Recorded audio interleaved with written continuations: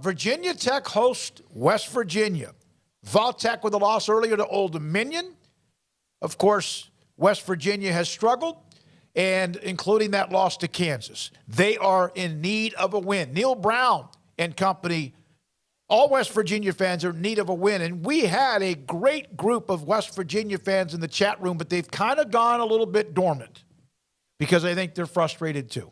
I mean, why not? I mean, the way you start out the year losing to your biggest rival and then you lose to Kansas, so it can't feel good. And you got the win last week against Towson, but I think that, most of the belief is that's what should have happened, so you're not really feeling better about it. You certainly have an upgraded quarterback in JT Daniels, but it hadn't paid off yet because you haven't won a game. Beating a team that you also don't like in Virginia Tech. You did win last week. Well, you did win last week, but like I said, at Towson, but you haven't won against anybody that matters yet, so you can't really, put an ornament on that tree, so to speak. I think it'll be interesting this week. I think that they're better than Virginia Tech. I think that they have a great opportunity to win the game here, but they have to go to Blacksburg, which is always a tough place to play. Lane Stadium will be rocking, you would think. Hokies. And I can't help but always still think about Frank Beamer and what he did at Virginia Tech and how great their special teams, Michael Vick and others that they had. They were always it was going to be tough to beat them, but of course things have changed. They have it with many programs around the country. That was 1990 something, and it's 2022. I know. So, I mean, I know, but that's that same thing. There's memories. Of course. We think of Metallica and Enter Sandman and all of that. Yeah, the West Virginia highlight video. But that's not who they are now. That's not who they've been here recently. Some of the same customs, but there's no Michael Vick running around, or Marcus for that matter. This is an interesting game because Virginia Tech's at home, and yet the Mountaineers are slightly favored. I like West Virginia here. I'm going to be awfully disappointed, even though they are going into hostile territory, if they don't walk away with a win here, because I'm failing to see, as optimistic as to try to be about West Virginia. I do think JT Daniels is a massive upgrade. I think that there's players to be excited about, and I do think that they're probably getting a bit too much flack because of their schedule. I mean, they lost to a top 20 Pitt team by a touchdown in a game they absolutely should have freaking won, but had a crushing turnover from a guy who had played his tail off in that game, and it was just an unfortunate sequence of events, and all that happens on the road. They should have beat Pitt. They absolutely should have beat Pitt, and I also think that Neal Brown should have coached like somebody who was coaching for his job and not somebody who just could lose to his rival and then not worry about, that coming back to haunt him.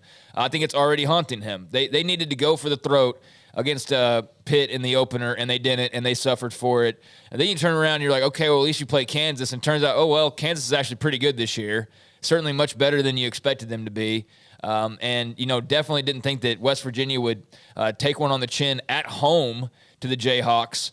So, that's a double whammy. And then now, you get to beat up on Towson like you should have beat up on Towson. But if you don't beat Virginia Tech, well, then you start Big 12 play, and you're at Texas next week. So that's not a very easy turnaround. Oh, and that's fine. That'll get easier after that. Oh, then you go back home and you get to face Baylor. And I don't know what Baylor's record is going to be like at that point, because Baylor could be like 2-3 and still a really good team just based on the schedule that they have. But they're going to be fired up, and that's going to be an interesting weeknight game. And then it's just full-blown Big 12 play after that. So this is like a really pivotal kind of turning point game for them, I think, because if they don't win tonight, it's hard to see where a lot of the wins are coming from. And you see a couple of the ones that they should have had that they don't because of one thing or another. So I'm going with the Ears tonight on the road as slight favorites, but man, they got to get this one. They really got to get this one. Is there now, at this point, would you say in the Big 12 there's a gimme game? No. Now that Kansas is all of a sudden an offensive juggernaut, I mean, who's going to be your gimme? And that can change. I'm not just referring to Kansas, but that can change. And West Virginia doesn't want to be that, or no one does. And you never know. I mean, we've seen teams just lose that. You're on the skids. You're done, and you can't get it back up. And that's why I think top to bottom, I know there are other conferences with maybe more elite teams. The SEC has elite teams, at least 2 of them for sure. And sometimes it looks like they could have 3 to 5 or so super really good teams. And the Big 12 is trying to figure that out. It will all shake out, will be fun to watch, and will fun to watch. Hopefully, people avoid being that team that, okay, well, we're playing them, we can bounce back and just get back on track and win a game because we have them on your schedule. Kansas now is not that, and it doesn't appear as if they're going to be that. Bob Kramer, West Virginia is in panic mode. From Cameron Look, who's an Oklahoma State fan, West Virginia now is a gimme game. All right, we'll see, and that could be true, and we're about to have more evidence tonight. It's not when you roll in there. Let me tell you something. Baylor hadn't won there, no matter what. No. They've never won there. We talked about it on the big one, too, this week, about how West Virginia's a place where you roll in there, and on a Thursday, they're not just drinking Coors Lights there at Blacksburg. They're drinking stuff that comes from a still. They're having a good time. Morgantown. In Morgantown. They're having a good time. They've taken the day off of work. Their focus is you. And you're going to be in there, and it's going to be loud. Baylor, in particular, has never done well there. So, yeah, it's a tough place to play. That's what they got going on. They're hoping to burn their old couches. That's the goal of the night. Cameron Look, an Oklahoma State fan, is very excited about his football team, the Cowboys, and Mike Gundy and who they are, and basically taking pot shots at everybody else in the conference. And Oklahoma State, of course, a team that has looked – Spencer Sanders has looked really good. And their defense has given up quite a bit.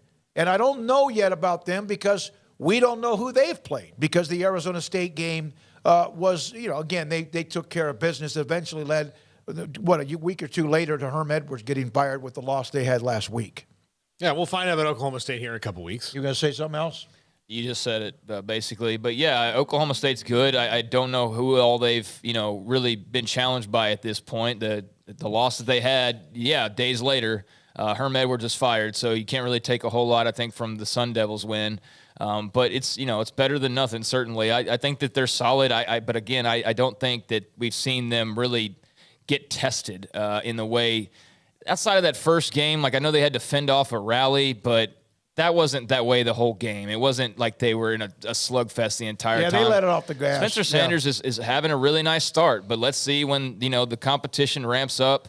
And going back, I definitely don't consider West Virginia a gimme, not in the way that I consider a gimme to be. A gimme would be what Kansas has been for everybody but Texas the last few years. And that's not what I think West Virginia is. They got way better talent than Kansas had during the dregs of their run. I mean, I don't think it's even anywhere comparable. So, they might end up with a bad record when all is said and done, because that's just kind of how the season started off for West Virginia. But I don't think that's a gimme, especially in Morgantown. Yeah, and there's others that are mentioned.